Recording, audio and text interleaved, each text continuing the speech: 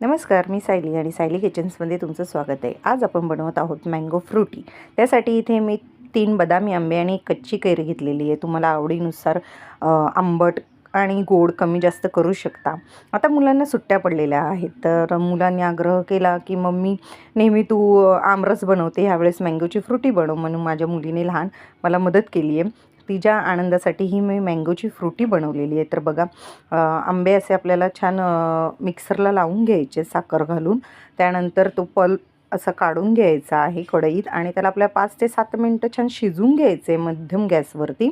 त्यानंतर आपल्याला याच्यात थंड पाणी ओतायचं आहे आणि याप्रमाणे छान अशी प्युरी करून घ्यायची आहे। जेवढं तुम्हाला घट्ट पातळ हवे त्याप्रमाणे करा। त्यानंतर जाळीवरती काढा आणि आपल्या मुलांना छान अशी फ्रुटी करून प्यायला द्या। आता उन्हाळ्याचे दिवस आहेत, तर नक्की ही रेसिपी ट्राय करा आणि मला लाईक, शेअर, सबस्क्राईब करा। थँक्यू।